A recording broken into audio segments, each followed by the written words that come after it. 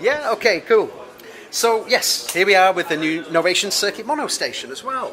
Basically, monostation is taking, effectively, if you like, a base station to analog, true analog synthesizer, taking all the nice sort of features from that and bringing it into the circuit family by giving it the circuit sequencer.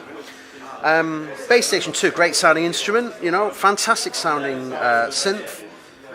We've taken, as I say, quite a lot of the architecture from there and then put that alongside the sequencer. So we've got a different way of working with it.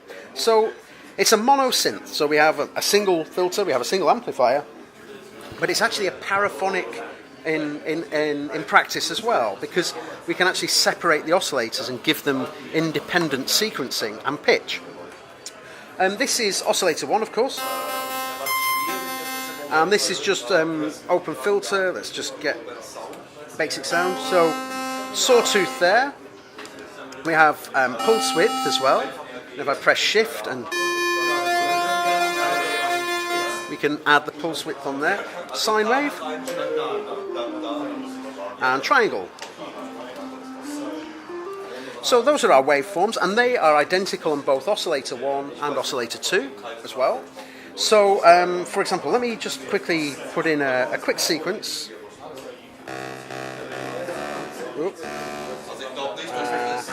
I'm just going to change my scale here so I get the full range of notes.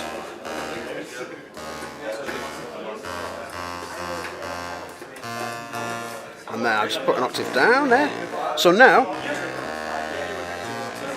so we've got this little pattern running here. Let's look up at the top here. We have our modulation matrix. If I switch this over to envelope and apply that to the amplifier, now I can use the amp shape here to change that. And if I want to add some maybe to the filter, let's close the filter down to get that sound. Okay. So now I'm going to go to oscillator 2. I'll just put some extra notes in here, so. And then.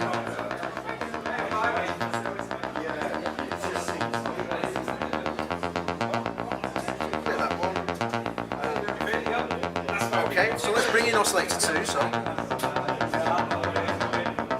As you can hear now how we've got the two separate oscillators running from, but they're still running through the same filter, same.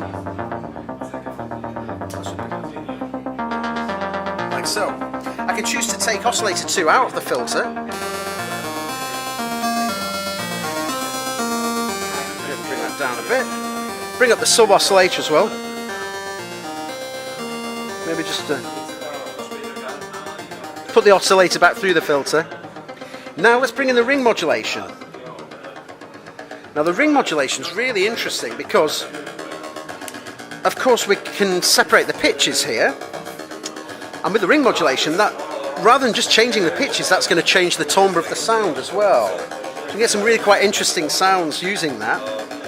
And then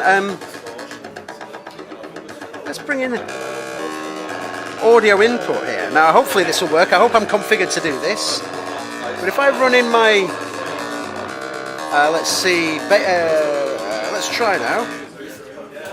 So I've got here my, yeah, I've got my circuit now, which is running in through the audio input here. So now we've got the circuit. I'm doing a little bit of wiring, if you like, through my audio interface. So it's like an auxiliary effect that I'm running, but I'm running directly into the audio input here. So now I've got this circuit feeding directly through the mono station. We can hear this dry as well, but we can. And you can hear the distortion there really is.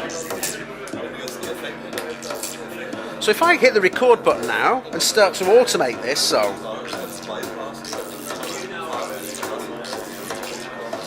now I can actually record all these movements.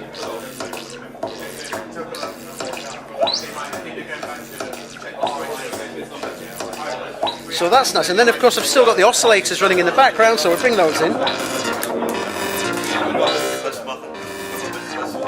Let's just take that out now. But there we go back, and we've still got the oscillators there running. So, once again, as I say, it's a very deep device here, and there's a lot of things you can do with it. But it's You know, it's a pretty powerful sequence. I mean, there's quite a few things that we've added from the original circuit here. For example, we have a pattern settings page here, and if I just let's just clear all these automations. That's right. It's going to sound a bit unusual otherwise. So, okay, let's. So here I have a speed. So maybe I want to speed up oscillator 2, but keep oscillator 1 at the same speed. But if I go back, you see this is still running at the same speed. I also have here a random.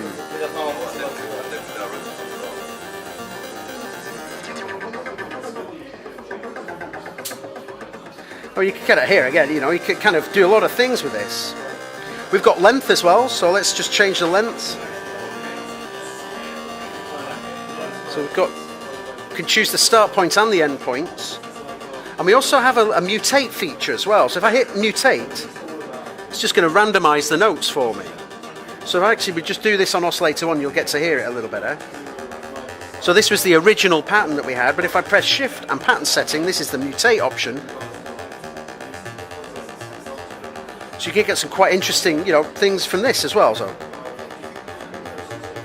we've got 64 different patches.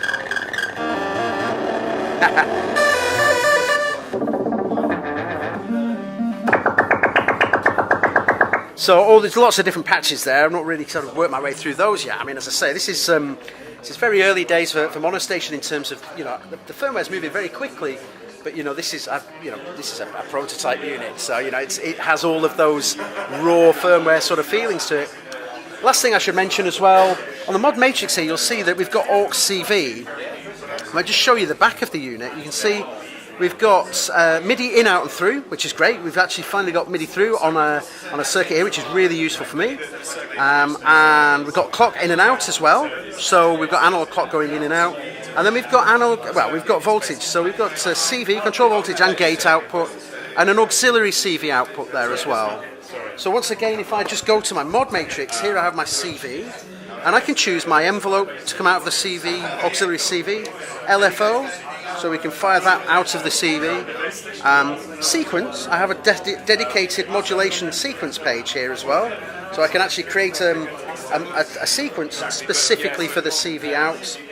And finally, what do we have? The velocity as well. So you can use the velocity as a way of triggering the CV auxiliary outputs as well. So yeah, so that's a quick look at monostation. Again, it's a really deep piece of kit. And it's a perfect partner to so many things, you know.